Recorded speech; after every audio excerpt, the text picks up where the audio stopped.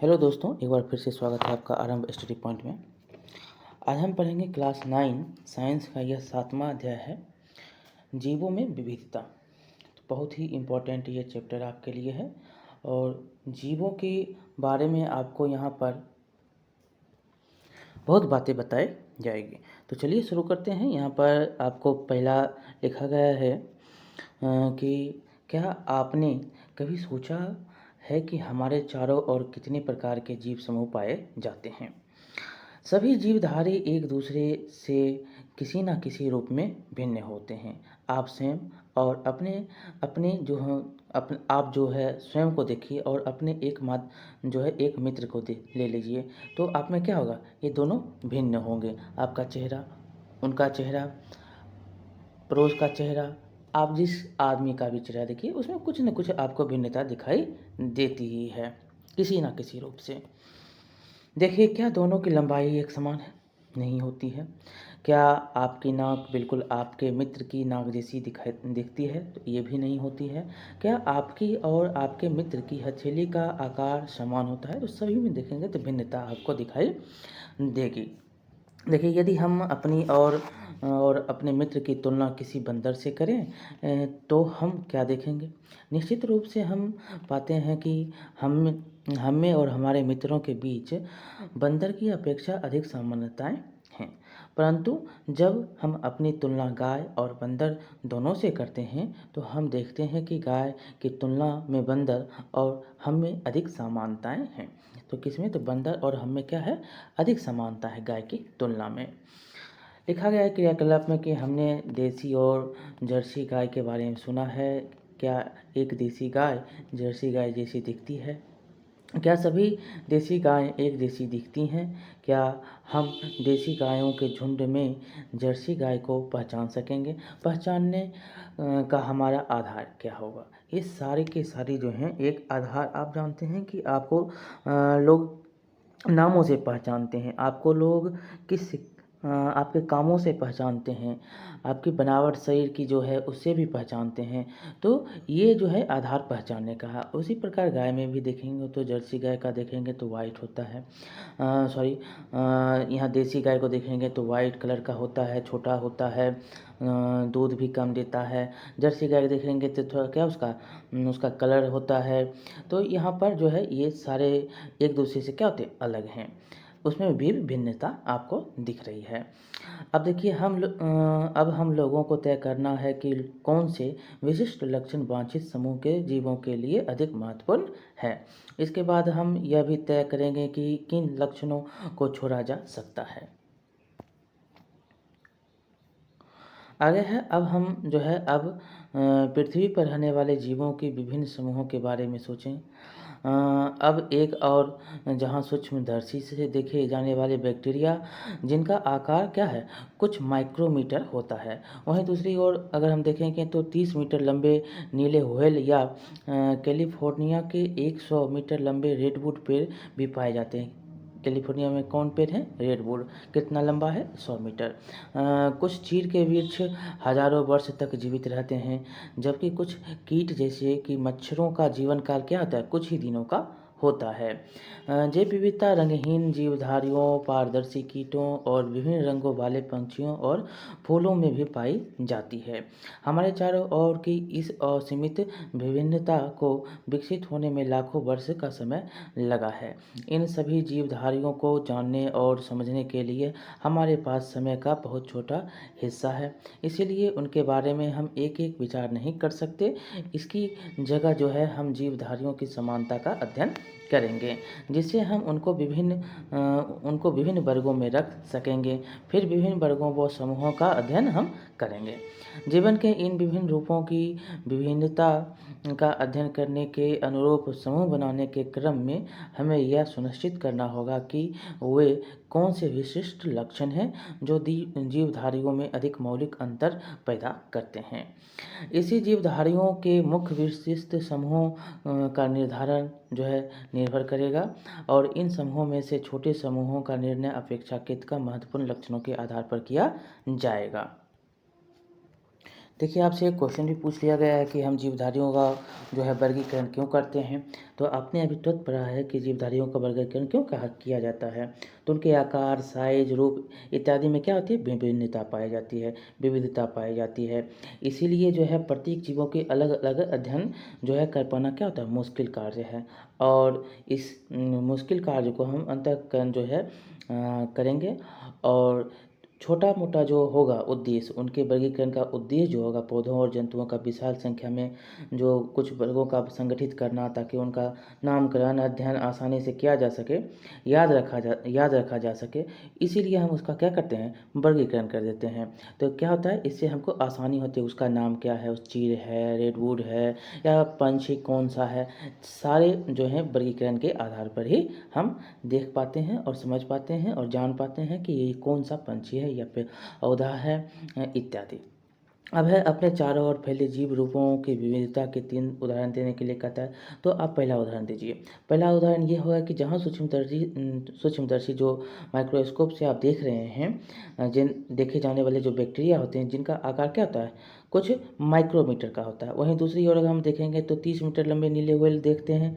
और वहीं पर दूसरी तरफ हम देखेंगे तो 100 मीटर लंबे रेडवुड जो कहाँ पाया जाता है, कैलिफोर्निया में पाया जाता है, उसको हम देखते हैं। दूसरा उदाहरण अगर लेंगे तो कुछ चीड़ का जो वृक्ष है वो हज़ारों वर्ष तक जीवित रहता है। ये जो है ऊपर में सब कुछ लिखे गए हैं। क्या रहता है, चीड़ का पेड़ जो है बहुत सालों तक ये जीवित रहता है। और जबकि कुछ जो कीट जो होता है, मच्छर जैसे होता है, उसका जीवन काल क्या होता है, बहुत ही कम दिनों का होता है। और तीसरा अगर आप उदाहरण लेंगे तो तीसरा उदाहरण क्या होगा, रंगहीन जीव जो होता है, पारदर्शी और विभिन्न रंग वालों पंछियों और फूलों में भी विविधता पाई जाती है। जो रंगहीन जीव है, जो पारदर्शी कीट है, जो विभिन्न रंग वाला आपका पंछी हो गया, फूल हो गया, उसमें भी विविधता पाई जाएगी। अब है वर्गीकरण का आधार क्या है। देखिए, जीवों के समूहों के वर्गीकरण का प्रयास प्राचीन समय में किया जा रहा है। यूनानी विचारक अरस्तु ने जीवों का वर्गीकरण उनके स्थल, जल, वायु में रहने के आधार पर किया था। ये अरस्तु ने किन आधार पर किया था वर्गीकरण, तो स्थल में जो रह रहे हैं, जो जल में रह रहे हैं, जो वायु में रह रहे हैं।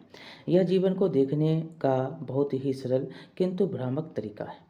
उदाहरण के लिए आप देखेंगे तो समुद्र में रहने वाले जीव जैसे कि प्रवाल हो गया, व्हेल हो गया, ऑक्टोपस हो गया, स्टारफिश हो गया और शार्क हो गया, ये कहाँ पर रहते हैं, तो समुद्र में। ये कई मायने में एक दूसरे से काफ़ी अलग हैं। इन सभी में एक मात्र समानता जो है, किनका समानता मात्र एक ही है, वो क्या है, उनका आवास। अध्ययन एवं विचार के लिए इस आधार पर जीवधारियों को समूहों में बांटना ठीक नहीं है। देखिए, इसीलिए हमें अब यह निर्णय करना है कि किन विशिष्ट अभिलक्षणों के आधार पर बृहद वर्ग का निर्माण किया गया। उसके बाद हम अन्य लक्षणों के आधार पर किसी वर्ग को उपसमूहों में बांट सकते हैं। इन नए लक्षणों के आधार पर समूहों के भीतर इस तरह के वर्गीकरण की प्रक्रिया जारी रह सकती है। देखिए, इस विषय में आगे बढ़ने से पहले हमें लक्षणों का अर्थ समझना पड़ेगा।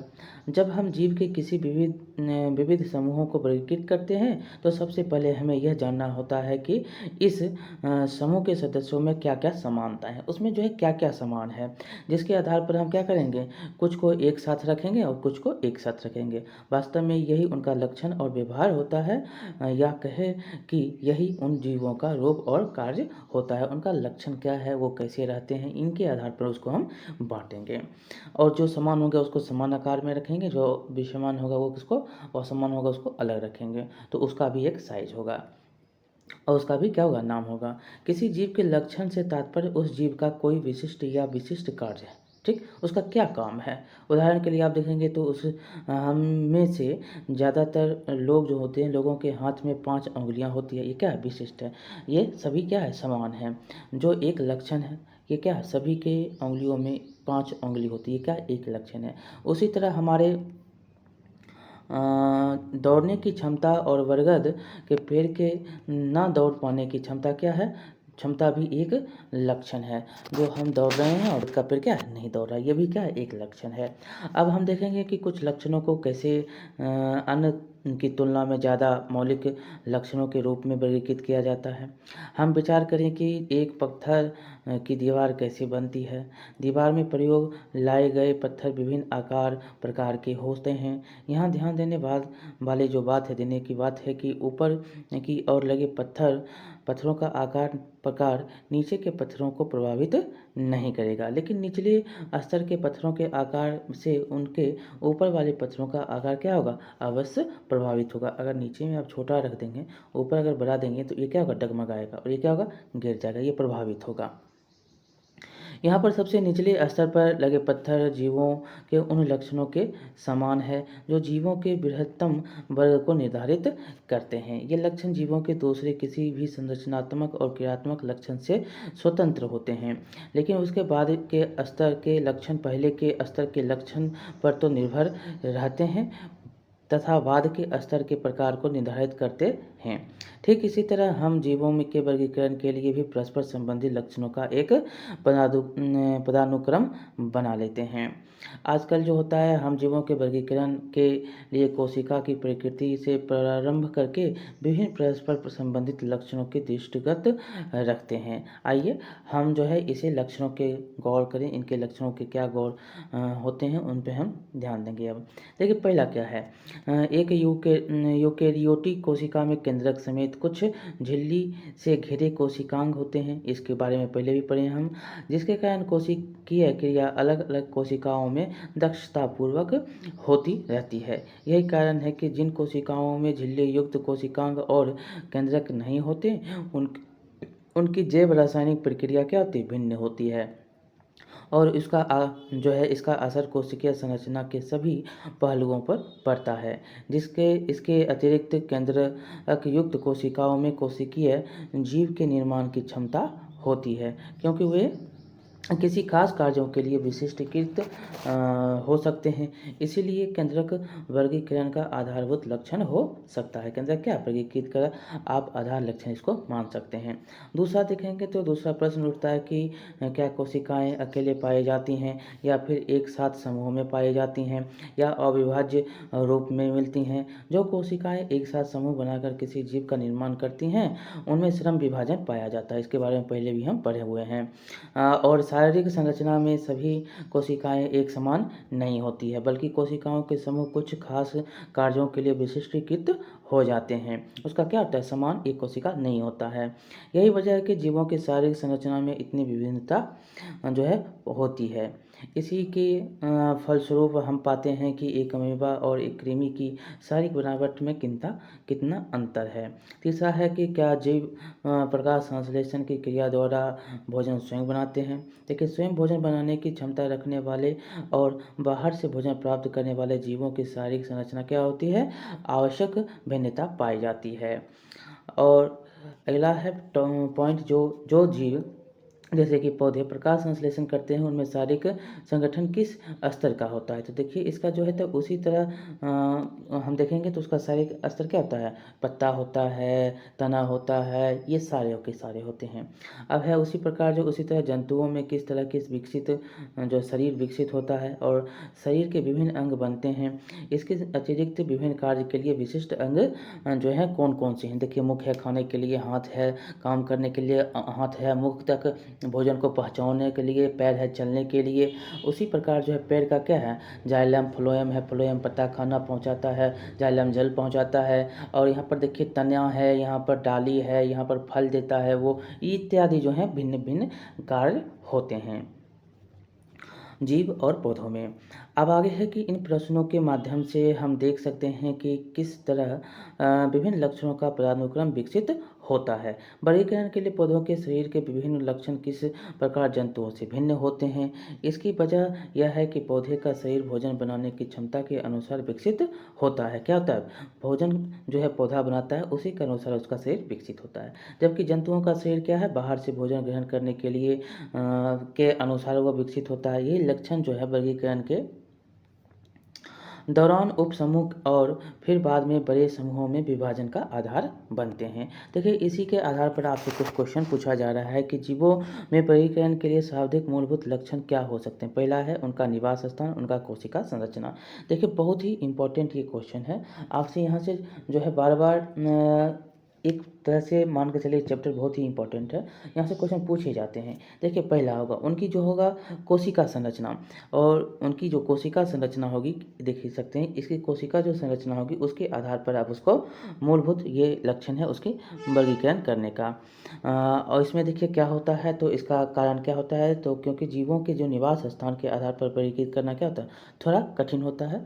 आप देख सकते हैं कि कैसे, तो निवास के स्थान पर अगर देखेंगे तो उसमें आपको समुद्र में रहने के लिए प्रवाल, व्हेल, ऑक्टोपस, ये सब क्या है, निवास में स्थान करते हैं। लेकिन आप देखेंगे तो उसका कोशिकीय संरचना क्या होता है, भिन्न भिन्न होता है। तो यहाँ पर निवास स्थान क्या हो गया, समान हो गया, लेकिन वर्गीकरण करने के लिए उसकी कोशिका संरचना के आप मानेंगे वो क्या होता है, भिन्न होता है, एक दूसरे से काफ़ी क्या होता है, भिन्न होता है। दूसरा क्वेश्चन है आपका, जीवों के प्रारंभिक विभाजन के लिए किस मूल लक्षण को आधार बनाया गया है। तो क्या है, तो जीवों के प्रारंभिक जो है विभाजन के लिए मूल लक्षण क्या होते हैं, तो उनकी कोशिकाओं की प्रकृति प्रोकैरियोटिक और यूकैरियोटिक को आधार बनाया गया। उसमें केंद्रक, किस में केंद्रक पाया जा रहा है, यूकैरियोटिक में, तो क्या है उसका अंतर है, तो ये अंतर उसका है। तीसरा है क्या, तो किस आधार पर जंतुओं और वनस्पतियों को एक दूसरे से भिन्न वर्ग में रखा जाता है, तो किस प्रकार से, तो पहला याद रखेंगे, पहला होगा जो आप पोषण विधि जो होता है स्वपोषी एवं विषमपोषी आधार होता है। स्वयं भोजन जो बना रहा है जो किसी और पर निर्भर है। कोशिकीय संगठन के आधार पर अलग होता है। शारीरिक बनावट होता है। कोशिका भित्ति जो होती है पेड़ पौधों में और जीव जंतुओं की से अलग करता है। ये सारे जो हैं किसमें, तो जंतुओं और वनस्पतियों को अलग करने का एक वर्ग है। अब है वर्गीकरण का और जैव विकास, वर्गीकरण और जैव विकास। तो सभी जीवधारियों को उनकी शारीरिक संरचना और कार्य के आधार पर पहचाना जाता है और उनका वर्गीकरण किया जाता है। शारीरिक बनावट में कुछ लक्षण अन्य लक्षणों की तुलना में क्या होता है, ज़्यादा परिवर्तन लाते हैं। इसमें जो है समय का भी बहुत महत्वपूर्ण भूमिका होती है। अतः जब कोई शारीरिक बनावट अस्तित्व में आती है तो यह शरीर के बाद होने वाले कई परिवर्तनों को प्रभावित करती है। दूसरे शब्दों में आप कह सकते हैं कि शरीर की बनावट के दौरान जो लक्षण पहले दिखाई पड़ते हैं उन्हें मूल लक्षण के रूप में जाना जाता है। जो पहले उसका शरीर का जो लक्षण दिख रहा है वही उसका क्या होता है, मूल लक्षण होता है। दूसरा में देखेंगे तो इससे पता यह चलता है कि जीवों का वर्गीकरण का जैव विकास से कितना नज़दीक संबंध है।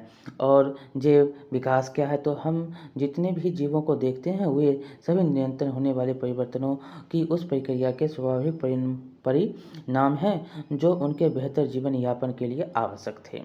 जैव विकास की इस अवधारणा को सबसे पहले कौन, तो चार्ल्स डार्विन ने 1859 में अपनी पुस्तक द ओरिजिन ऑफ स्पीसीज में दिया है। बहुत ही इंपॉर्टेंट है ये जो है पॉइंट। आपसे पूछ भी लिया जाता है कि द ओरिजिन ऑफ स्पीसीज किसका लेखन है, तो ये कौन लिखे हैं, तो चार्ल्स डार्विन। कब लिखे हैं, तो 1859 में। पुस्तक का नाम पूछ लेता है और चार्ल्स डार्विन के पुस्तक के नाम को भी बताइए या पुस्तक का नाम दे देता है और लेखक का नाम पूछ लेता है। द ओरिजिन ऑफ स्पीसीज किसके जो है लेखन के द्वारा है, तो चार्ल्स डार्विन के द्वारा ये लिखा गया है। जैव विकास की अवधारणा को उन्होंने इस बुक में स्पष्ट किया है। देखिए, जैव विकास की इस अवधारणा को वर्गीकरण से जोड़कर देखने पर हम पाते हैं कि कुछ जीव समूहों के शारीरिक संरचना में प्राचीन काल से लेकर आज तक कोई खास परिवर्तन नहीं हुआ, लेकिन कुछ समूहों में शारीरिक संरचना में पर्याप्त परिवर्तन दिखाई देता है। पहले प्रकार के जीवों को आदिम अथवा निम्न जीव कहते हैं। जो पहले प्रकार के जीव थे उसको आदिम या निम्न जीव कहा जाता था, जबकि दूसरे प्रकार के जीवों को उन्नत अथवा उच्च जीव कहते हैं। लेकिन ये शब्द उपयुक्त नहीं है क्योंकि इससे उनकी भिन्नताओं का ठीक से पता नहीं चलता। इसके बजाय हम उनके जो है इनके लिए पुराने जीव और नए जीव शब्द का जो है प्रयोग कर सकते हैं। जो पुराना है जो नया है कर सकते हैं।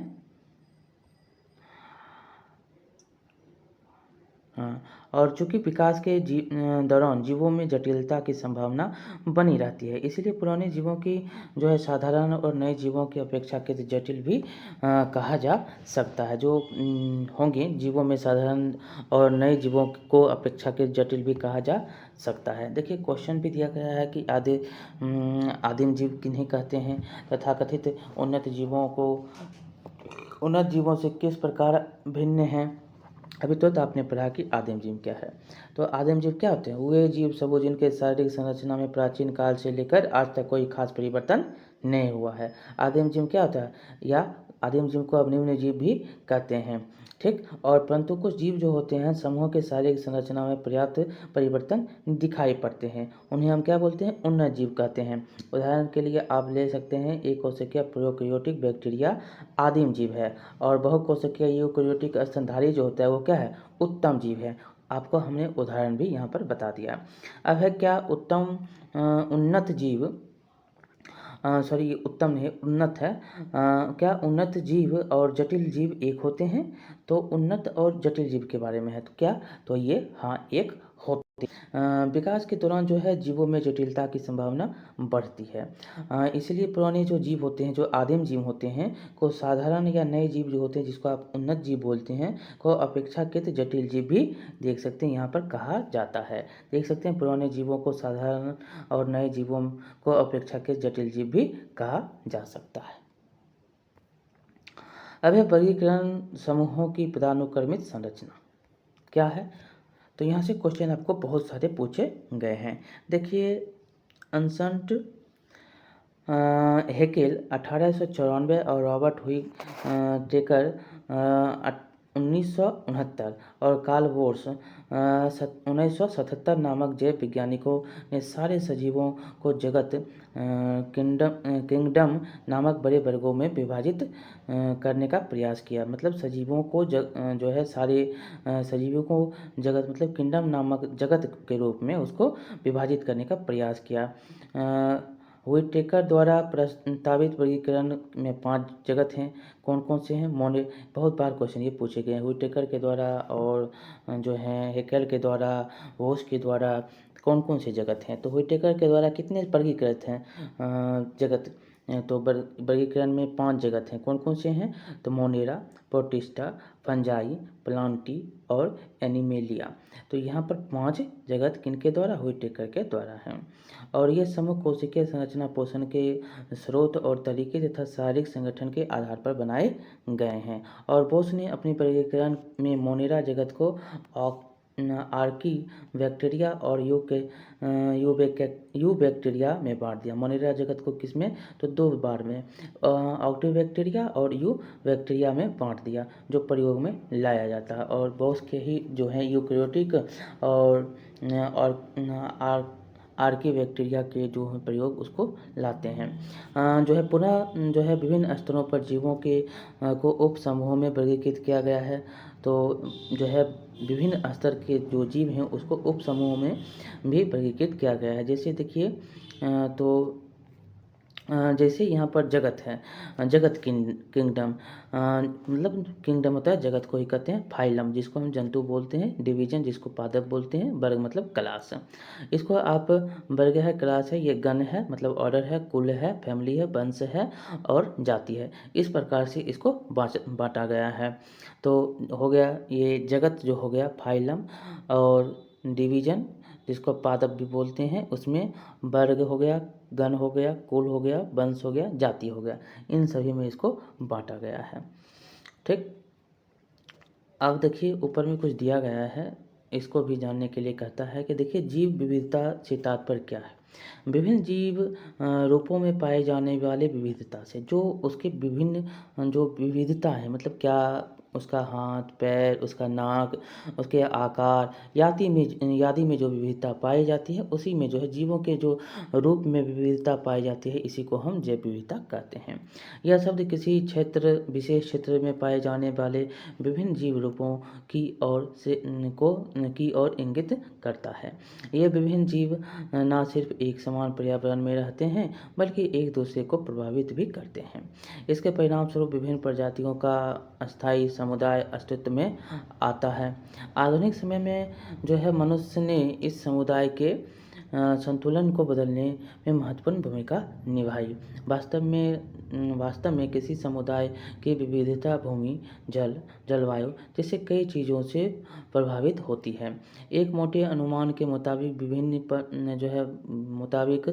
पृथ्वी पर जीवों की करीब 1 करोड़ प्रजातियां पाई जाती हैं। कितनी थी? 1 करोड़, जबकि हमें सिर्फ 10 लाख या 20 लाख प्रजातियों की ही जानकारी है। पृथ्वी पर कर्क रेखा और मकर रेखा के बीच के क्षेत्र में जो गर्मी या नमी वाला भाग है, वहाँ पौधे और जंतुओं में काफ़ी विविधता पाई जाती है। जो पृथ्वी पर कर्क और मकर है, उसके बीच का जो भाग है गर्म है, जो ठंडा है, वहाँ पर बहुत सारे जो है विविधता पाए जाते हैं। पृथ्वी पर जैव विविधता का आधे से ज़्यादा भाग कुछ एक देश, जो बहुत सारा जो है भाग कुछ एक ही देशों में पाया जाता है, जैसे कि ब्राज़ील हो गया, कंबोडिया हो गया, इक्वाडोर हो गया, पेरू हो गया, मेक्सिको हो गया, जायरे हो गया, मेडागास्कर, ऑस्ट्रेलिया, चीन, भारत, इंडोनेशिया और मलेशिया में केंद्रित है। ये आधे से अधिक जो है भाग जो है कुछ एक भाग में ही पाए जाते हैं, जैव विविधता आपको देखने को मिलती है। अब हम पढ़ेंगे इस प्रकार वर्गीकरण के पदानुक्रम में जीवों को विभिन्न लक्षणों के आधार पर छोटे छोटे समूहों में बांटते हुए हम वर्गीकरण की आधारभूत इकाई तक पहुंचते हैं। देखिए, वर्गीकरण की आधारभूत इकाई जाति, स्पीसीज जो होता है, जिसको स्पीसीज, जाति को स्पीसीज बोलते हैं। अतः इन जीवों को हम एक जाति के जीव कहेंगे। एक ही जाति के जीवों में बाह्य रूप से काफ़ी समानता होती है तथा वे जनन कर सकते हैं। व्हिटेकर द्वारा प्रस्तुत जीव जो है प्रस्तुत जगत वर्गीकरण को 5 प्रमुख विशेषताएं निम्नबद्ध हैं। अब पांचों का हम जो है विशेषताएं देखेंगे। पहला है मोनेरा। तो मोनेरा क्या है? तो इन जीवों में ना तो संगठित केंद्रक और कोशिकांग होते हैं और ना ही उनके शरीर में बहुकोशिक होते हैं। बहुत ही इंपॉर्टेंट है। इसमें ना केंद्रक है, ना कोशिकांग है और ना ही जो है ये उनके शरीर में बहुकोशिक होते हैं। इनमें पाई जाने वाली विविधता अन्य लक्षणों पर निर्भर करता है कि क्या है। तो इनमें कुछ में कोशिका भित्ति पाई जाती है और मोनेरा में क्या है, कुछ कोशिका भित्ति पाया जाता है तथा कुछ में नहीं पाया जाता है। कोशिका भित्ति होने या ना होने के कारण मोनेरा वर्ग के जीवों की शारीरिक संरचना में आई परिवर्तन तुलनात्मक रूप से बहुकोशिक जीवों में कोशिका भित्ति के होने या ना होने के कारण आए परिवर्तनों से भिन्न होते हैं। इसमें जो है अगर इसमें कोशिका भित्ति है या नहीं है तो इसमें शारीरिक संरचना जो है इसमें तुलनात्मक रूप से परिवर्तन आता है। पोषण के स्तर पर ये स्वपोषी अथवा विषमपोषी दोनों हो सकते हैं और पोषण के स्तर पर मोनेरा क्या है, स्वपोषी भी हो सकता है और विषमपोषी हो सकता है। उदाहरण के लिए देखिए, जीवाणु, नीलहरित शैवाल अथवा साइनोबैक्टीरिया और माइक्रोप्लाज्मा, ये सारे के सारे क्या है, मोनेरा जगत में आते हैं। कुछ जो है उदाहरण को यहाँ पर दिखाया भी गया है। मोनेरा जगत में कौन कौन से आते हैं? तो नीलहरित शैवाल हो गया, जीवाणु हो गया, साइनोबैक्टीरिया हो गया, माइक्रोप्लाज्मा हो गया, ये सारे मोनेरा जगत के हैं। देख सकते हैं यहाँ पर उदाहरण जो है एनाबीना हो गया,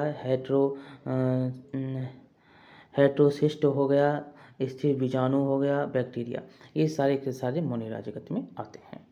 अब देखिए, यह प्रोटिस्टा, इसके क्या है लक्षण? तो विशेषताएं, तो इनमें एक कोशिक बहुत ही इंपॉर्टेंट है। इसमें बहुकोशिक और इसमें एक कोशिक, बहुकोशिक होते भी हैं, नहीं भी होते हैं। ना ही उनके शरीर में बहुकोशिक होता है, इसमें बहुकोशिक नहीं होता है। और इसमें जो है प्रोटिस्टा में देखेंगे तो एक कोशिक होता है और यूकेरियोटिक जीव आते हैं। इस वर्ग के कुछ जीवों में गमन के लिए सीलिया, जेला नामक संरचनाएं पाई जाती है। ये स्वपोषी और विषमपोषी दोनों तरह के होते हैं। ये स्वपोषी भी होता है, विषमपोषी भी होता है। उदाहरण के लिए देखिए, इसमें भी शैवाल आएगा, प्रोटोजो आएगा, एटम आएगा इत्यादि। ये जो है जो किस में आएंगे, प्रोटिस्टा में आएंगे। ये जो है कोशिका एक कोशिक होते हैं, यूकेरियोटिक जीव में आते हैं और यह जो है कुछ जीवों के लिए सीलिया, प्लेज्मा नामक संरचनाएं पाई जाती है। यह स्वपोषी और विषमपोषी भी होते हैं। उदाहरण के लिए एक कोशिक शैवाल, डायटम और प्रोटोजोआ। ये देखिए क्या है, पैरामीशियम है, ये अपशिष्ट, ये क्या है, ये अपशिष्ट है। साइटोपाइज है भोजन, ये देख सकते हैं भोजनदानी है। साइटोसोम ये दिख रहा है आपको, और मुख खांच है। और केंद्रक ये है, केंद्रक और केंद्रक, ये ग्रुप केंद्रक है। सीलिया है, ये सीलिया और जलधानी, ये जलधानी है। ये अपशिष्ट जो निकलता है इसका। अब देखिए यहाँ पर अमीबा भी है। आपको चित्र भी कह देता है कि अमीबा पैरामीशियम का चित्र बनाने के लिए कहिए। तो ये अग्र मुखी कूटपाद है, इससे एक नया जीव ये उत्पन्न कर देगा, अमीबा बन जाएगा। ये देख सकते हैं भोजनधानी है, ये क्रिस्टल है, और ये माइक्रोकोन्ड्रिया है, और ये केंद्रक है। ये क्या है? केंद्रक है। और बाह्य द्रव्य, ये बाह्य द्रव्य है। ये क्या हो गया? संकोचनशील ये धानी है। और तीसरा है ये यूग्लिना प्रोटोजोआ में आपका आएगा कौन? तो यूग्लिना। तो यूग्लिना में देखेंगे तो यूग्लिना में आपको नेत्रबुंदु भी मिल रहा है, ये प्लेजियम मिल रहा है, ये प्लेजियम है, ये प्लेजियम छोटा है, ये बड़ा है। और केंद्रक भी है, और केंद्रिक भी है। और क्लोरोप्लास्ट जो दिख रहा है ये हरा रंग का, एक क्लोरोप्लास्ट है, संकोचनशील धानी है, और प्रकाश ग्राही है। ये प्रोटोजोआ। अब हम पढ़ेंगे फंजाई के बारे में। देखिए ये विषमपोषी यूकैरियोटिक जीव है। ये विषमपोषी है और यूकैरियोटिक जीव है। इसमें कुछ पोषण के लिए सड़े गले कार्बनिक पदार्थों पर निर्भर रहते हैं, इसीलिए इन्हें मृतजीवी कहा जाता है। किसको? फंजाई को। कई अन्य आतिथ्य जीव के जीवित जीव द्रवों पर भोजन के लिए आश्रित होते हैं।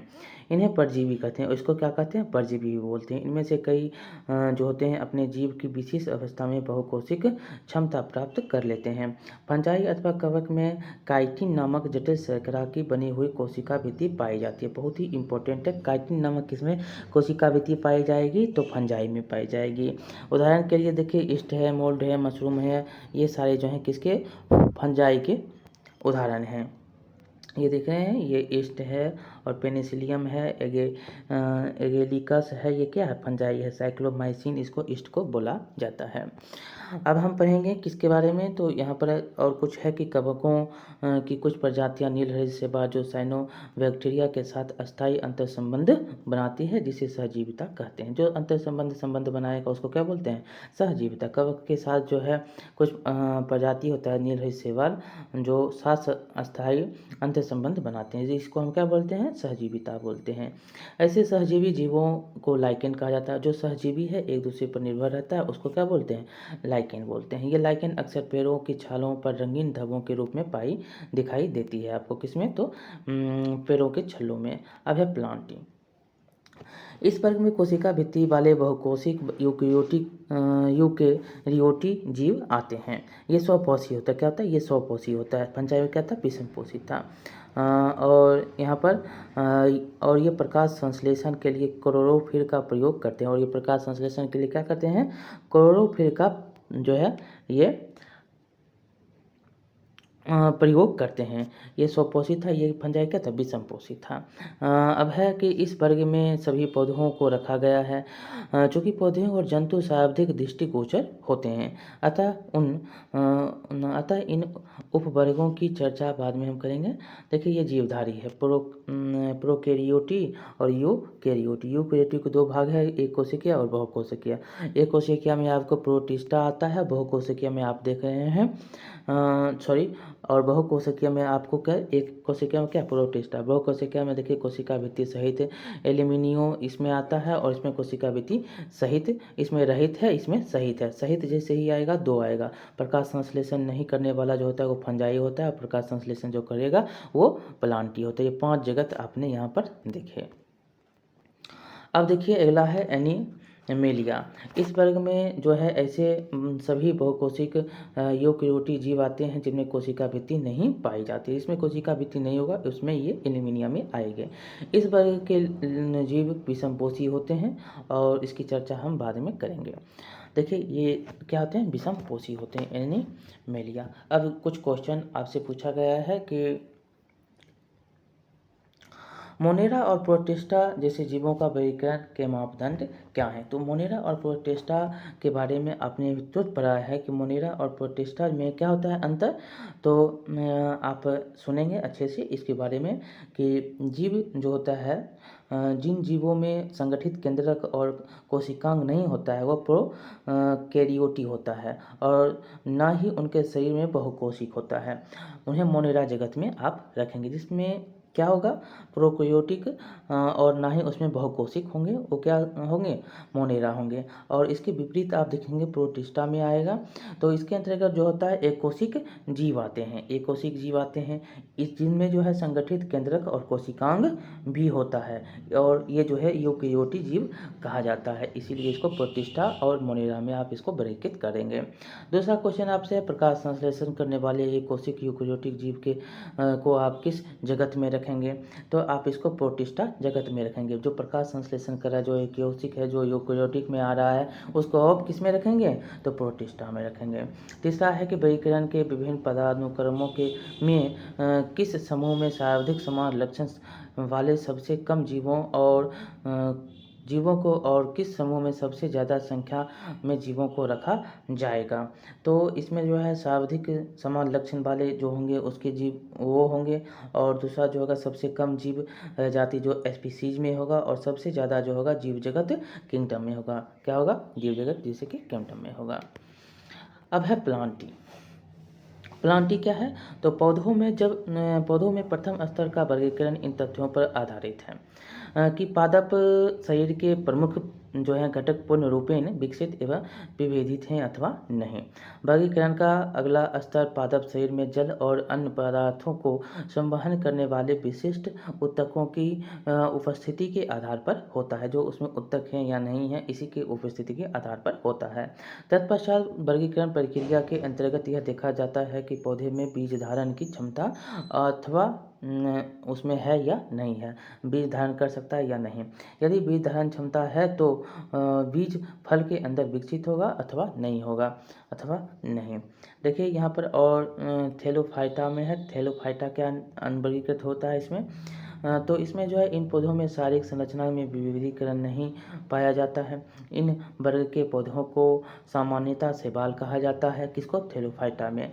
ये मुख्य जो है रूप से जल में पाए जाते हैं। उदाहरण के लिए आप येलोथिक्स, क्लेडोफोरा, आलवा, स्पाइरोगाइरा, कारा इत्यादि जो हैं किस में आएंगे, थैलोफाइटा में आएंगे। ये देख सकते हैं थैलोफाइटा के उदाहरण शैवाल के रूप में आपको यहाँ पर दिखाया गया है। और यहाँ पर कुछ जो दिखाया गया है, देखिए ये आलवा है और ये साइरागोडाइला है। ये देख सकते हैं कोशिका भित्ति है, क्लोरोप्लास्ट है, कोशिका भित्ति, क्लोरोप्लास्ट, पाइरिनोइक केंद्रक और जीवद्रव्य। और ये देख सकते हैं कि क्रेडोफोरा है और यूरोथ्रिक्स है। ये सारे के सारे इसके उदाहरण हो गए। अब हम पढ़ेंगे ब्रायोफाइटा। इस वर्ग के पौधों को पादप वर्ग का उभयचर कहा जाता है, किसको, ब्रायोफाइटा को। यह पादप तना और पत्तों जैसी संरचना में विभाजित होता है। इसमें पादप शरीर के एक भाग से दूसरे भाग तक जल तथा दूसरी चीज़ों का संवहन के लिए विशिष्ट ऊतक नहीं पाए जाते हैं। उदाहरण के लिए क्या है, मांस या फ्यूनेरिया या मॉर्केसिया। यहाँ पर देख सकते हैं इसमें जो है जल जो होता है उसको एक दूसरी चीज़ों के संवहन के लिए विशिष्ट ऊतक इसमें नहीं पाया जाता। दूसरे भाग तक जल तथा दूसरी चीज़ों को आप संवहन नहीं करते हैं। देख सकते हैं ये कुछ समान ब्रायोफाइटा है, ये मॉर्केसिया है और ये फ्यूनेरिया है और ये रेक्सिया है। अब है टेरिडोफाइटा। इस वर्ग के पौधे का शरीर जो होता है जड़, तना, पत्ती में विभाजित होता है टेरिडोफाइटा में। इसमें जो है शरीर के एक भाग से दूसरे भाग तक जल और अन्य पदार्थों के संवहन के लिए संवहन ऊतक भी पाए जाते हैं। उदाहरण के लिए मार्सिलिया, फर्न, हॉर्स टेल इत्यादि। इन तीन समूहों के पौधों में जननांग अप्रत्यक्ष होते हैं तथा इनमें जो होता है बीज उत्पन्न करने की क्षमता नहीं होती है, और इसमें जो है टेरिडोफाइटा में बीज उत्पन्न करने की क्षमता नहीं होता है। ये जो है तीन समूहों के पौधों में जननांग अप्रत्यक्ष रूप से होते हैं, और अतः ये जो होते हैं क्या कहलाते हैं, ये क्रिप्टोगेम कहलाते हैं। और ये क्या कहलाते हैं, इसमें जो होगा इसको क्या बोलते हैं, क्रिप्टोगेम कहा जाता है। इसमें जो है बीज उत्पन्न करने की क्षमता नहीं होगा। 3 पौधों में जनांग अप्रत्यक्ष रूप से होगा, इसी के लिए इसको क्रिप्टोगैम कहते हैं। दूसरी ओर देखेंगे तो वे पौधे जिनमें जनन अंग पूर्ण विकसित एवं विभेदित होते हैं, जनन प्रक्रिया के पश्चात बीज उत्पन्न होते हैं और इसको हम बोलते हैं फेनेरोगैम बोलते हैं। इसमें बीज भी उत्पन्न होगा और यह जो है जनन भी करेगा। ठीक, बीज लैंगिक जनन के बाद उत्पन्न होता है और बीज के अंदर भ्रूण के साथ संचित खाद्य पदार्थ होता है। उसमें जो है बीज भी होता है, संचित खाद्य पदार्थ भी होता है, जिसका उपयोग भ्रूण के प्रारंभिक विकास एवं अंकुरण के समय होता है। बीज की अवस्था के आधार पर इस वर्ग के पौधों को पुनः 2 वर्गों में विभाजित किया जाता है, जिसको आप बोलते हैं जिम्नोस्पर्म और एंजियोस्पर्म। जिम्नोस्पर्म में आप नग्न जीव से उत्पन्न वाले पौधे को देखेंगे और फल के अंदर जो बंद होता है बीज, उसको हम देखेंगे, ये होगा एंजियोस्पर्म। इस प्रकार से ये क्या हो जाते हैं, 2 भागों में बट जाते हैं। कौन है जो 2 भागों में बट रहे हैं, तो फेनेरोगैम। अब हम जिम्नोस्पर्म को देखेंगे तो यहाँ पर देखिए कुछ टेरिडोफाइटा का चित्र दिया गया है, जो कि ये क्या है, पत्ती है, और ये कॉर्प है, और ये तना है, और ये जड़ है, ये फर्न है। देख सकते हैं ये क्या है, फर्न है। अब है जिम्नोस्पर्म। देखिए इस शब्द की उत्पत्ति 2 ग्रीक शब्दों जैसे कि जिम्नो और तथा स्पर्मा से मिलकर हुई है, जिसमें जिम्नो का अर्थ है नग्न तथा स्पर्मा का अर्थ है बीज, अर्थात इन्हें नग्न बीजी पौधे भी कहा जाता है। ये पौधे बहुवर्षीय सदाबहार तथा काष्ठकीय होते हैं। उदाहरण के लिए पाइनस और साइकस, याद रखेंगे पाइनस और साइकस का नाम, और यह सदाबहार होते हैं और यह इसको नग्न बीजी भी कहा जाता है। क्यों, बीज का जो है जिम्नो का अर्थ क्या होता है, नग्न, और स्पर्मा का अर्थ क्या होता है, बीज, इसलिए। अब है एंजियोस्पर्म। यह 2 ग्रीक शब्द से बना है, एंजियो और स्पर्मा मिलकर बनता है। तो एंजियो का अर्थ क्या होता है, ढका हुआ, और स्पर्मा का अर्थ क्या होता है, बीज। इसमें जो है इन्हें पुष्पी पादप भी कहा जाता है, अर्थात इन पौधों के बीज फलों के अंदर ढके होते हैं। इनके बीजों का विकास अंडाशय के अंदर होता है, जो बाद में फल बनता है, और बीज का विकास क्या होता है, अंडाशय के अंदर, उसके बाद क्या होता है, फिर जो है ये बीज फल बन जाता है। बीजों में बीज पत्र होता है, बीजों में क्या होता है, बीज पत्र होता है, जो बीज के अंकुरण के पश्चात हरा हो जाता है। और बीज पत्रों की संख्या के आधार पर एंजियोस्पर्म वर्ग को 2 भाग में बांटते हैं। एक होता है एक बीज पत्र और वाले पौधे को एक बीजपत्री पौधा, और 2 बीज पत्र वाले पौधे को द्विबीज पत्र, जो द्विबीजपत्री कहा जाता है। पौधों के वर्गीकरण का उल्लेख यहाँ पर दिखाया गया है, कैसे होता है। एक बीजपत्री, ये देख सकते हैं जो अंदर होता है, ये देख सकते हैं ये क्या है, तो ये बाहर में है, द्विबीजपत्री है, द्विबीजपत्री है। और यहाँ पर हम देखेंगे पादप है। पादप को हम वर्गीकृत करते हैं 2 भागों में। पादप शरीर बिना विभेदन के, इसको थेरोफाइटा बोलते हैं, और विविधित पादप जो होता है इसको 2 भाग में बांटते हैं, बिना संवहनी ऊतक के और संवहनी ऊतक सहित। बिना संवहनी ऊतक को हम ब्रायोफाइटा, और यहाँ पर देख सकते हैं इसको हम किसने बीज उत्पादन करने वाले फेनेरोगैम के रूप में बांटते हैं। किसको, तो बिना को किसको, ब्रायोफाइटा। उसके बाद संवहनी ऊतक सहित जो होता है उसको 2 भाग में, एक बीज रहित जिसको टेरिडोफाइटा बोलते हैं, और एक जो होता है बीज उत्पादित करने वाला जिसको हम फेनेरोगैम बोलते हैं। और यह जो बीज उत्पादित करने वाला को फेनेरोगैम को 2 भागों में, नग्न बीज और फलों में बंद बीज वाला। नग्न बीज जो होगा जिम्नोस्पर्म कहलाएगा, और जो फलों में होगा वो एंजियोस्पर्म कहलाएगा। और एंजियोस्पर्म को 2 भागों में जो होता है, एक होता है 2 बीजपत्र वाला और एक होता है 1 बीजपत्र वाला।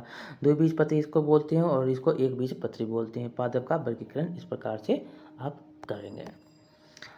यहाँ पर देखिए कुछ क्रियाकलाप दिया गया है कि भिगोए हुए चने, गेहूँ, मक्का, मटर और इमली के बीज लीजिए। भीगे हुए बीज जल अवशोषण के कारण गर्म हो जाते हैं। इन बीजों को 2 भागों में बांटने का प्रयास कीजिए।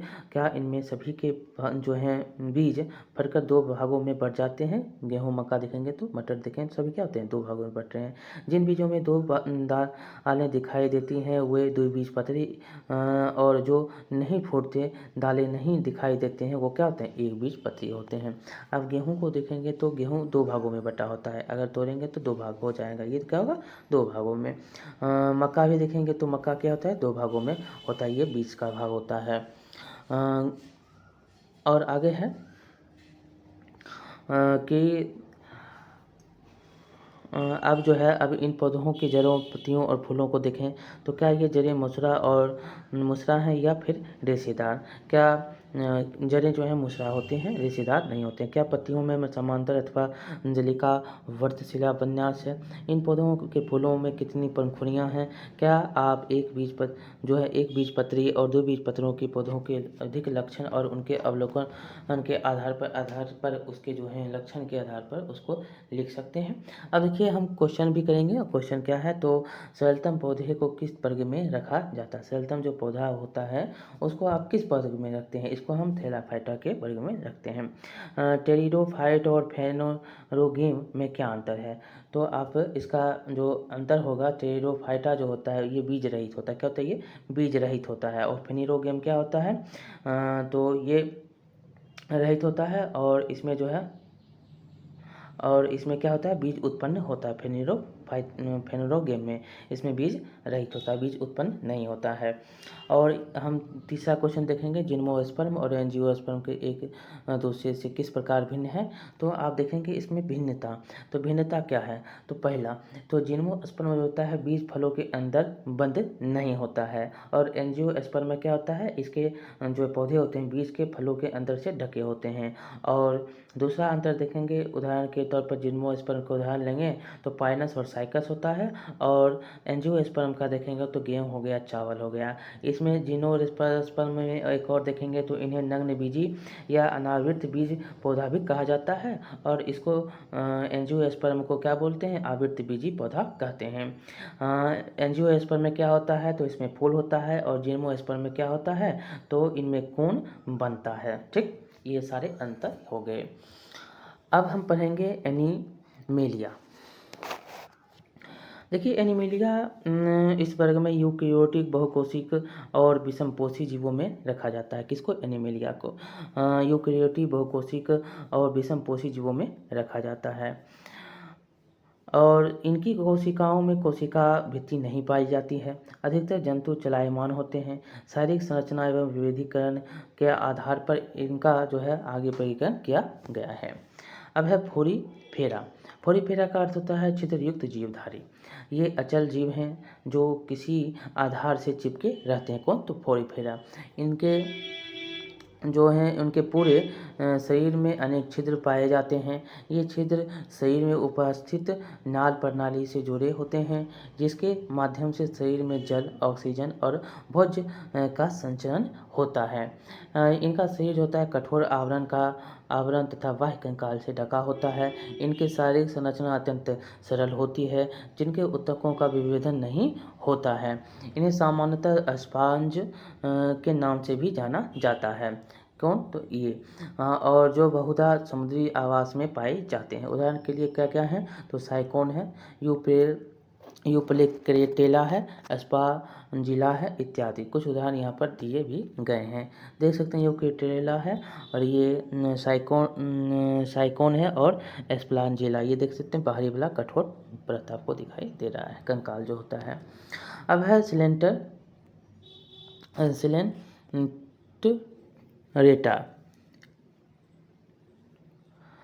ये जलीय जंतु है। कौन है? तो सिलेंटरेटा जो है ये क्या है? जलीय जंतु है। इनका शारीरिक संगठन उत्तकीय स्तर का होता है। इनमें एक देहगुमा पाई जाती है। इनका शरीर कोशिकाओं की दो परतों जो आंतरिक या बाह्य परतों का बना होता है। इनके कुछ जातियां समूह में रहती हैं, जैसे कि कौन? तो कोरल। और कुछ एकाकी होती हैं, कुछ समूह में भी रहते हैं, कुछ अकेले भी रहते हैं, जैसे कि हाइड्रा क्या होता है? अकेला रहता है। उदाहरण के लिए हाइड्रा, समुद्री एनीमोन और जेलीफिश ये क्या है? सभी अकेले रहते हैं। ये देखिए चलिए सिलेंटरेटा जो है ये है हाइड्रा, और ये है समुद्री एनीमोन। ये जो हैं स्पर्शक हैं, और ये देख सकते हैं ये स्पर्शक हैं, दंत कोशिकाएं हैं, और ये क्या है? ये मुख है। और एपिडर्मिस जो है ये एपिडर्मिस है, और ये मेसोंग्लिया है, और गेस्ट्रोडर्मिस इसके बाद में, और जठर संवहनी गुहा ये जो देख रहे हैं ये क्या है? हाइड्रा, ये पाद है। पैर। अब हम देखेंगे प्लेटी हेमिन्थनीज।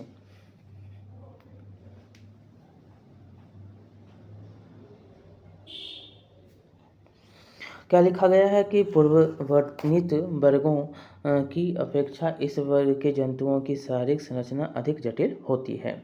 जो इसकी जो संरचना होती है क्या जटिल होती है। इनका शरीर द्वि पार्श्व सममित होता है। द्विपार्श्व सममित होता है अर्थात शरीर के दाएं और बाएं भाग की संरचना समान होती है। इनका शरीर त्रिकोणक होता है अर्थात उनका जो है इनका उत्तक विभेदन 3 कोशिकीय स्तरों से हुआ है।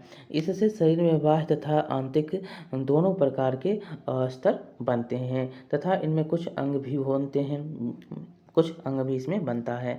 इनमें वास्तविक देह गुहा का अभाव होता है जिसमें सुविकसित अंग व्यवस्थित हो सके। इनका शरीर पृष्ठधारीय एवं चपटा होता है, इसलिए इन्हें चपटे कृमि भी कहा जाता है। इनमें प्लेनेरिया जैसे कुछ स्वच्छंद जंतु तथा लीवर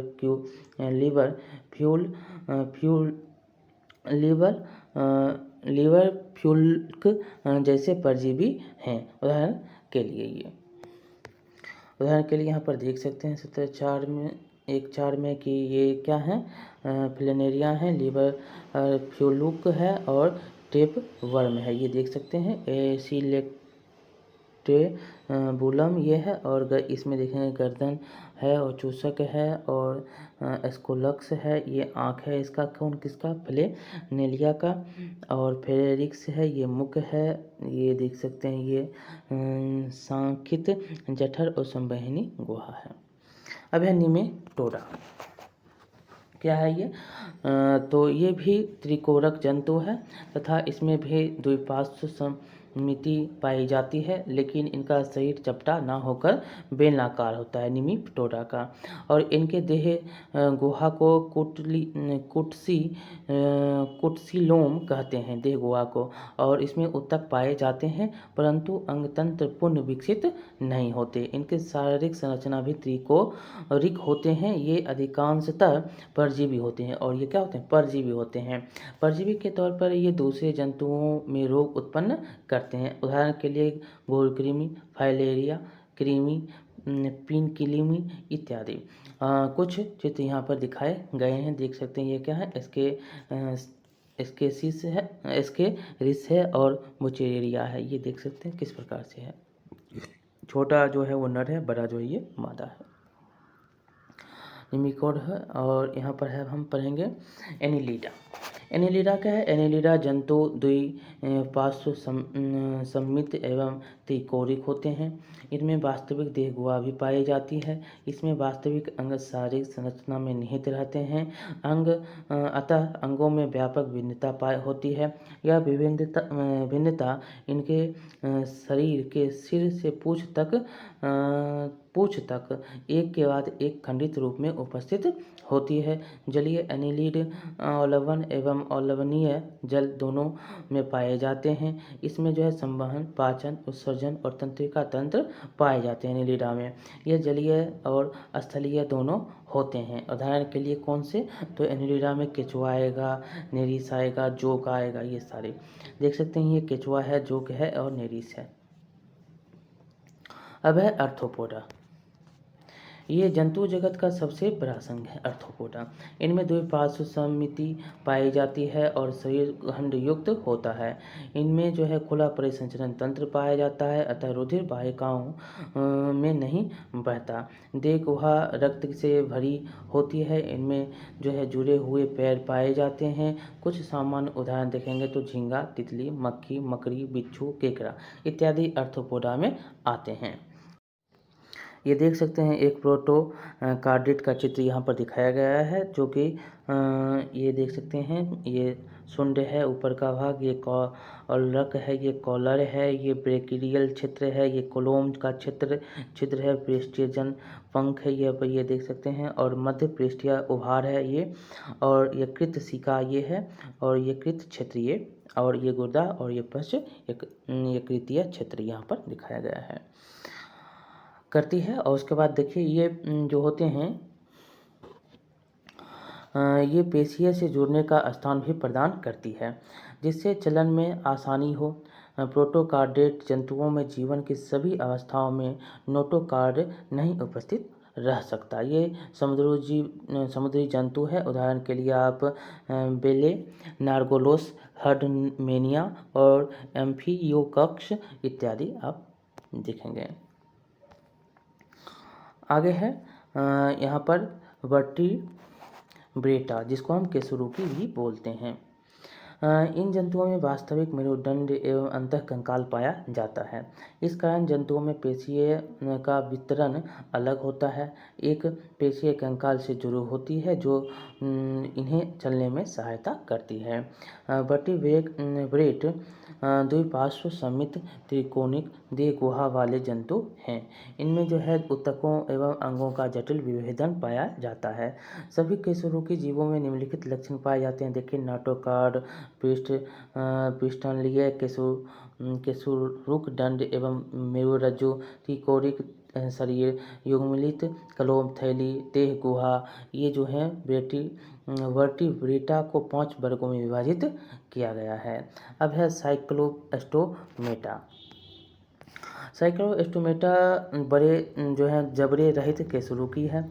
इनके विशेषता जो है लंबे ईल के आकार का शरीर, गोलाकार मुख एवं सल्क रहित चिकनी त्वचा होता है।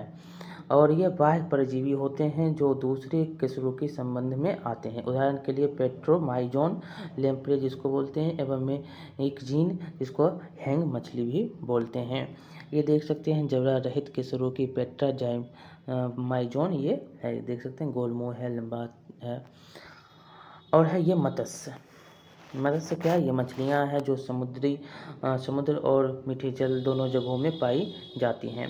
इनकी त्वचा क्या होती है? सल्क अथवा प्लेटों से ढकी होती है तथा ये अपनी मांसल पूंछ का प्रयोग तैरने के लिए करती हैं। इनका शरीर धारा रेखीय होता है। मछली का शरीर कैसा होता है? धारा रेखीय होता है। उनके श्वसन क्रिया के लिए क्लोम पाए जाते हैं जो जल में जो विलीन ऑक्सीजन का उपयोग करते हैं। ये असमतापी होते हैं तथा इनका हृदय द्विकक्षीय होता है मछली का। ये अंडे देती हैं। कुछ मछलियों में कंकाल केवल उपास्थि का बना होता है, जैसे कि शार्क। ये क्वेश्चन पूछे गए हैं, किसका उपास्थि का सिर्फ कंकाल बना है, तो ये शार्क हैं। अन्य प्रकार की मछलियों के में कंकाल अस्थि का बना होता है, वो इसमें उपास्थि और इसमें अस्थि अन्य प्रकार में। जैसे कि आप ट्यूना, रेहू को देख सकते हैं। उदाहरण के लिए चित्र यहाँ पर दिखाए गए हैं। ये क्या है? तो यह है मैंडारिन फिश, यह है लॉयन फिश जिसको टेरोइस कोलोबोलिट्रंस बोलते हैं, और कोलोफाइरीन जोर्डानी जिसको हम एगलर फिश भी बोलते हैं। ये देख सकते हैं तारपीडो है, विद्युत रे, इसमें विद्युत रे भी बोलते हैं इसको, और ये दंश रे जिसको स्ट्रिंग रे भी बोलते हैं। ये देख सकते हैं डॉग फिश है जिसको एस्कॉलिडियोन डॉन भी बोला जाता है। कुछ मत्स्य यहाँ पर ये पूंछ है, पृष्ठ पंख है, अंश पंख है, श्रोणी पंख है, ये मुख है, आँख है, कलोम है। अब हम पढ़ेंगे इसमें आपको कुछ यहाँ पर और चित्र दिए गए हैं, जैसे कि लोबियो रोहिता हो गया, और ये जो है नसिका, सिर, मुख, आँख, पंख, अंश, श्रोणी, पुच्छ, ये सारे हैं। और ये दरियाई घोड़ा है, ये दरियाई घोड़ा है। नर हिप्पो कैंपस जो है ये पूंछ है, जनन थैली है, और मुख है, पृष्ठ पंख है, अंश पंख है, ये सारे। और आगे है कि उड़न मछली, या एक और है एनावॉस जिसको क्लाइविंग पर्च भी बोलते हैं। ये उड़न मछली है। पंख की तरह अंश पंख ये होते हैं, और ये सल्क है, पूंछ है, और श्रोणी पंख है। ये मछली हो गए। अब हम पढ़ेंगे जल, स्थल, जल। ये मत्स्यों से भिन्न होते हैं क्योंकि इसमें सल्क नहीं पाए जाते। इनकी त्वचा का पर श्लेष्म ग्रंथियाँ पाई जाती हैं तथा हृदय त्रिकक्षीय होती हैं। इसमें बाह्य कंकाल नहीं होता है। किसमें? जो जल और स्थल जल होते हैं उसमें विक्र पाए जाते हैं। श्वसन कलोम अथवा फेफड़े द्वारा होता है। इसका जो है श्वसन किसमें? कलोम या फेफड़े के द्वारा होता है। ये अंडे देने वाले जंतु हैं। ये जल तथा स्थल दोनों जो है स्थान पर रह सकते हैं। उदाहरण के लिए मेढक, हेला, मेंढक, टोड इत्यादि। ये देख सकते हैं मेढक है, सेलाटोंडम है, और टोंड है, ये सब जो है कुंजल और स्थल दोनों जगहों पर रहते हैं। अब है सरीसृप। सरीसृप क्या है, तो ये असमतपी जंतु हैं। इनका शरीर शल्कों द्वारा ढका होता है। इनमें श्वसन जो है फेफड़ों द्वारा होता है। हृदय सामान्यतः त्रिकक्षीय होता है, लेकिन मगरमच्छ का हृदय क्या है, 4 कक्षीय। बहुत ही इंपॉर्टेंट है, पूछा भी गया क्वेश्चन है। विक्र इसमें पाया जाता है। ये सभी अंडे देने वाले प्राणी हैं। इनके अंडे कठोर कवच से ढके होते हैं तथा जल स्थलचर की तरह इन्हें जल में अंडे देने की आवश्यकता नहीं पड़ती। उदाहरण के लिए कछुआ, सांप, छिपकली, मगरमच्छ ये कहीं भी अंडे दे देते हैं। ये टर्टल है, देख सकते हैं। और ये क्या है, कैमेलियन है। और ये किंग कोबरा सांप जिसको बोलते हैं। और ये क्या है, उड़न छिपकली है और घेरो छिपकली। यहाँ पर दोनों छिपकली आपको दिखाए गए हैं। अब है आगे पंछी के बारे में। ये समतापी प्राणी है। इनका हृदय क्या होता है, 4 कक्षीय होता है। इसमें सरीसृप में एकमात्र होता है मगरमच्छ जिसका 4 कक्ष है, और सभी के कितने, 3 कक्ष हैं। समतापी में देखेंगे तो इसका कितना कक्ष, 4 कक्ष है। इनमें 2 जोड़ी पैर होता है। इनके आगे 2 पैर उड़ने के लिए, और उनमें जो है 2 पैर, इनमें जो है इनमें आगे वाले 2 पैर उड़ने के लिए पंखों में परिवर्तित हो जाते हैं। जो इसमें आप याद रखेंगे, पंछी में अगर बोलेगा कितने पैर होते हैं, तो आप इसमें 4 होते हैं। 2 जो होता है ना, वो हो जाता है उसको उड़ने के लिए, जो पंखों में परिवर्तित हो जाता है। ठीक है, आप इसलिए 2 अगर कर देगा तो गलत होगा। इसमें क्या होता है, 4 होता है। शरीर जो होता है पैरों से ढका होता है। क्या होता है, शरीर क्या होता है, उसके पैरों से ढका हुआ रहता है। श्वसन फेफड़ों द्वारा होता है, और इस वर्ग में सभी पंछियों को रखा जाता है। उदाहरण के लिए ये चित्र देख सकते हैं। सफ़ेद स्ट्रोक है जिसको सिकोनिया बोलते हैं। ये ऑस्ट्रिच है। और ये नर गुच्छेदार बत्तख है। ये कबूतर है, गौरैया है, कौवा है। अब है स्तनपायी। ये समतापी प्राणी है। हृदय कितने, 4 कक्षीय का होता है। इस वर्ग के सभी जंतुओं में नवजात के पोषण के लिए दूध ग्रंथियां पाई जाती है। इनकी त्वचा पर बाल, स्वेद और तेल ग्रंथियां पाई जाती है। इस वर्ग में जंतु शिशुओं को जन्म देने वाले होते हैं। हालांकि कुछ जंतु अपवाद स्वरूप अंडे भी देते हैं, जैसे कि एकिडना और प्लेटिपस। ये स्तनपायी हैं। ये क्या होते हैं, अंडे देते हैं, लेकिन आते हैं किसमें, स्तनपायी में। ये बहुत बार क्वेश्चन पूछे गए हैं।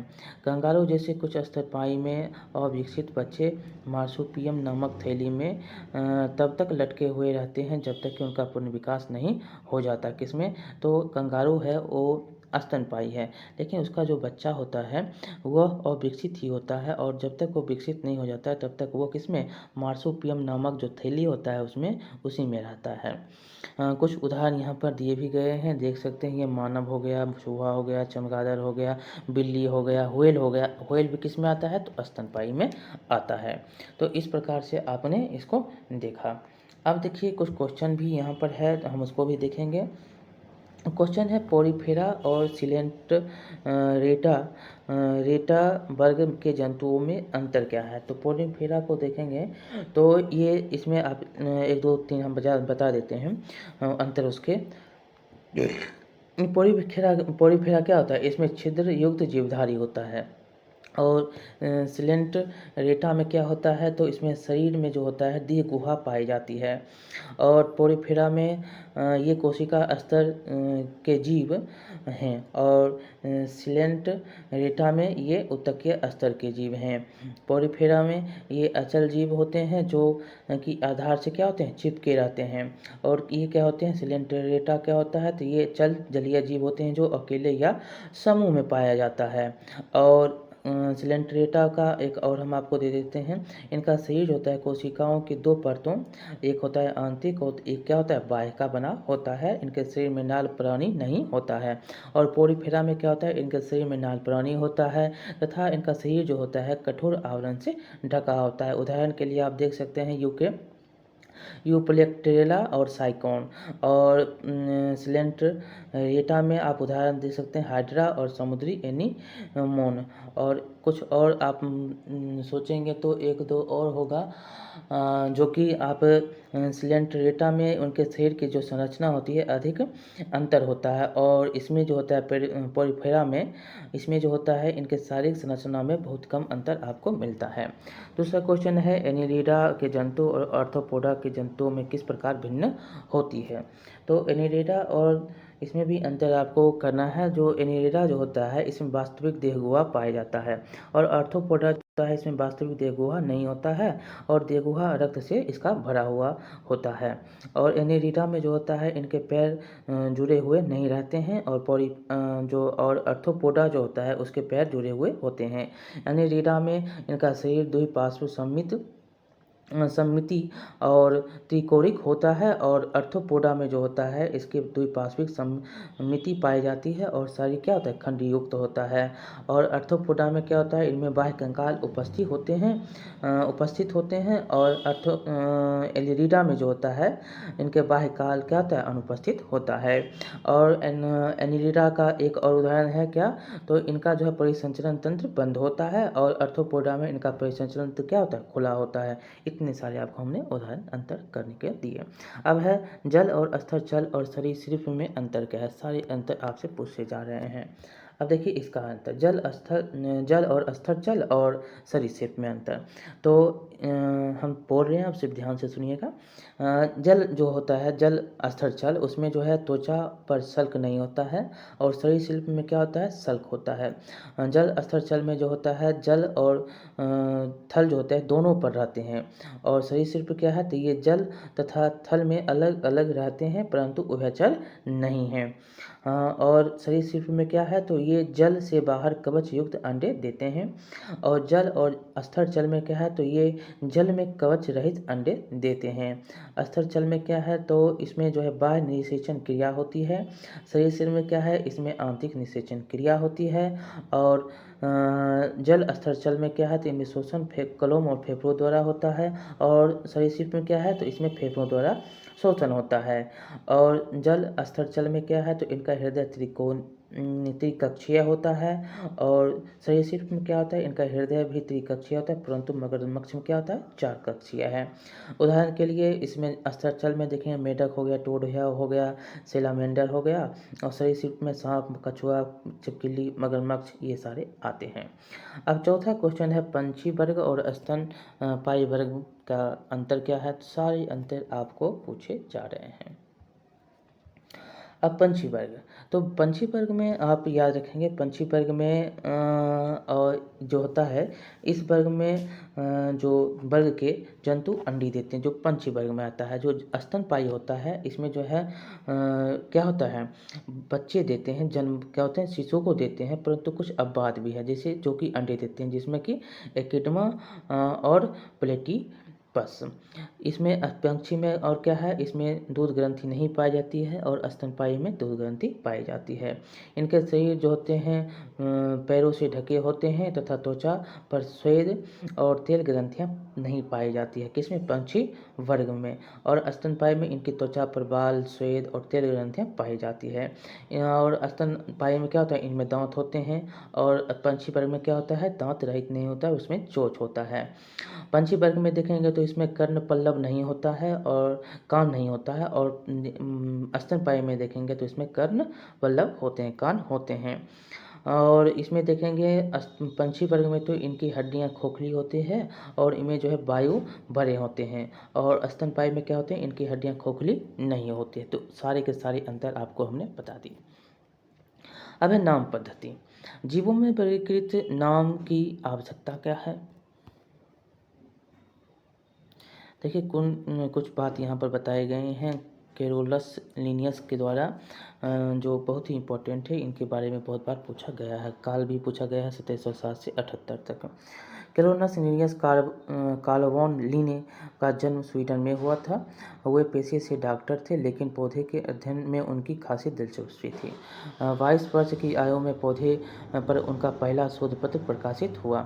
एक धनी अधिकारी के यहाँ नौकरी करते हुए उन्होंने अपने मालिक के बगीचे में पौधे की विविधता का अध्ययन किया। उनके जो है उसके बाद उन्होंने सिस्टेमा नेचुरी नामक पुस्तक लिखी। याद रखेंगे, सिस्टेमा नेचुरी किसका पुस्तक है, तो इनका लिनियस का पुस्तक है।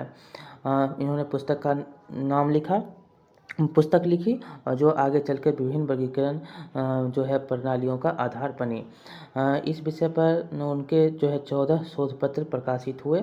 उनके द्वारा दी गई वर्गीकरण प्रणाली में पौधों को सरल क्रम में इस प्रकार व्यवस्थित किया जा सकता है। देखिए क्या है, तो निम्नलिखित जंतुओं और पौधों के नाम जितनी भाषाओं में संभव हो सके बताने के लिए कहता है, जैसे चीता, मोर, नीम, कमल, आलू, चींटी इत्यादि।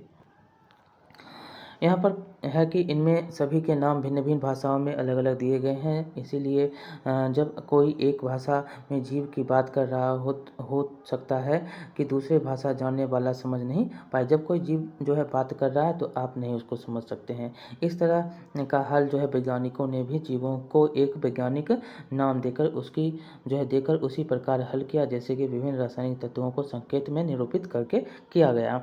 इसी प्रकार जो है किसी जीव का केवल एक ही वैज्ञानिक नाम होता है और पूरे संसार में वह उसी नाम से जाना जाता है। नाम पद्धतियों के लिए हम जिस वैज्ञानिक पद्धति का प्रयोग करते हैं वह सबसे पहले कौन थे, कैरोलस लिनियस द्वारा जो है 18वीं शताब्दी में शुरू किया गया था, जिसको नाम से पंछियों के नाम से को हम जानते हैं।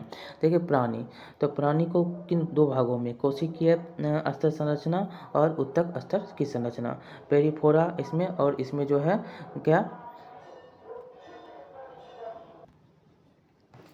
और देखिए इसमें क्या, तो इसमें है इसमें देखेंगे तो इसमें आपको बाह्य त्वचा एवं जठर त्वचा के बीच कोई देह गुहा नहीं। और इसी में फिर देखेंगे तो सिलेटरेटा और पेंटीहेमिथनीज, और इसमें देखेंगे तो कोट देह गुहाधारी है, और इसमें का उदाहरण निमेटोडा है, और यह फिर 3 में बट रहा है देह गुहाधारी जो है। इसमें आपको भ्रूण के विकास के बाद के समय एक कोशिक से मेसोडर्म की कोशिका का विकास, जैसे कि उदाहरण में हो गया एनिलिडा, मोलस्का और आर्थ्रोपोडा। इसमें देखेंगे तो अंत स्तर की एक थैली से देह गुहा का बनना, और ये 2 भागों में बढ़ता है, तो नोटो कार्डविहीन और इकाइनो, ये इसका उदाहरण होगा इकाइनो नोडमेल्टा, और यह जो है नोटोकॉर्ड युक्त जो होता है ये कार्डेटा में, और कार्डेटा जो है 2 भागों में। तो 2 भागों में ये हो जाएगा कौन था, लार्वा और अवशेषित नोटोकॉर्ड की उपस्थिति, और इसमें जो है वयस्क में मेरुदंड द्वारा नोटोकॉर्ड की प्रतिस्थापन। और इसमें देखेंगे तो उदाहरण हो जाएगा प्रोटोको और डेटा का, और केसुरुकी देखेंगे तो केसुरुकी कितने भागों, 6 भागों में बटा है। तो इसका हो गया जबड़ा रहित ईल के आकार का गोलाकार मुख, सल्क रहित चिकनी त्वचा। इसका उदाहरण क्या हो जाएगा, साइक्लो एस्टोमेटा। और इसमें देखेंगे तो सल्क का बाह्य कंकाल, अस्थि उपास्थि का अंत कंकाल, कलोम द्वारा शोषण, ये मत्स्य का उदाहरण क्या, मत्स्य। लार्वा में कलोम अधिकतर, वयस्क में फेफड़े, संसलेमा युक्त त्वचा, ये क्या है, जल स्थल चल। और सरीसृप में देखेंगे उदाहरण के रूप में क्या दिया, सरीसृप का उदाहरण है, इसमें है जो सल्क या बाह्य कंकाल जल के बाहर अंडे देता है, और यह जो है पंखों का बाह्य कंकाल जल के बाहर अंडे देना, उड़ने की क्षमता पंछी में। और बाल का बाह्य कंकाल बाह्य कर्ण अधिकतर शिशुओं को जन्म देने वाले, ये क्या होते हैं, स्तनपायी होते हैं। ये क्या जंतुओं का वर्गीकरण है। अब देखिए नाम पद्धति प्रणाली जीवों के एक दूसरे में पाए जाने वाले समानता और असमानता पर निर्भर करती है। हालांकि नाम पद्धति में हम जीव के वर्गीकरण के सभी पदानुक्रम को ध्यान में नहीं रखते, बल्कि केवल जीनस एवं स्पीशीज का नाम ध्यान में रखते हैं। नाम पद्धति के लिए दुनिया भर में कुछ विशेष नामों पर विचार किया जाता है, जैसे कि जीनस का नाम अंग्रेजी के बड़े अक्षर से शुरू होता है, प्रजाति का नाम छोटे अक्षर से शुरू होना चाहिए। तीसरा जो है छपे हुए रूप में वैज्ञानिक का नाम एनालिटिक इटैलिक से लिखे जाते हैं, और जब इन्हें हाथ से लिखा जाता है तो जीनस और स्पीशीज दोनों को अलग अलग रेखांकित किया जाता है। क्रियाकलाप में भी है कि किन्हीं 5 जंतुओं और पौधों के नाम जो है वैज्ञानिक नाम है उनका पता लगाने के लिए कहता है, और जो है जो समान नाम है उसके नाम को भी लिखने के लिए कहता है। तो आपका ये चैप्टर समाप्त होता है। बहुत ही इंपॉर्टेंट चैप्टर था। एक बार हमने क्या सीखा इसके बारे में लिखा है, आपने क्या सीखा? तो वर्गीकरण जीवों की विविधता को स्पष्ट करने में सहायक होता है, और जीवों को 5 जगत में वर्गीकृत किया जाता है। कौन से हैं? तो वर्गीकृत करने के लिए निम्नलिखित विशेषताओं को ध्यान में रखा जाता है। पहला क्या है? कोशिकीय संरचना, प्रोकैरियोटिक और यूकेरियोटिक। दूसरा है जीव का शरीर एकोशिक है अथवा बहुकोशिक। बहुकोशिक जीवों की संरचना जटिल होती है। कोशिक आवृत्ति की उपस्थिति और स्वपोषण की क्षमता। उपरोक्त आधार पर सभी जीवों को 5 प्रजाति में बांटा जाता है: मोनेरा, प्रोटिस्टा, कवक जिसको फंजाई बोलते हैं, प्लांटी और एनिमेलिया। जीवों का वर्गीकरण उनके विकास से संबंधित है। प्लांटी और एनिमेलिया को उनकी क्रमिक शारीरिक जटिलता के आधार पर वर्गीकृत किया गया है। पौधों को 5 वर्गों में बांटा गया है: शैवाल, ब्रायोफाइटा, टेरिडोफाइटा, जिम्नोस्पर्म और एंजियोस्पर्म। जंतुओं को 10 फाइलम में बांटा गया है, जिसमें देखिए पेरिफोरा, सिलेंटरेटा, प्लेटी, हेमनिथीज, निमेटोडा, एनिलिडा, आर्थ्रोपोडा, मोलास्का, इकाइनोमेट्रा, पोर्टोकार्डेटा और कार्डेटा।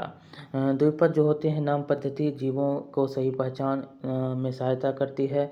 द्विपद नाम पद्धति में पहला नाम जीनस और दूसरा नाम स्पीशीज का होता है। बहुत ही इंपॉर्टेंट ये आपका चैप्टर था। यहाँ से बहुत सारे क्वेश्चन जो है पूछे जाते हैं। तो चलिए, बहुत बहुत धन्यवाद। आपको कैसा लगा आप बताएंगे, लाइक करेंगे, शेयर करेंगे और सब्सक्राइब करना नहीं भूलेंगे। मिलते हैं अगले वीडियो में। बहुत बहुत धन्यवाद।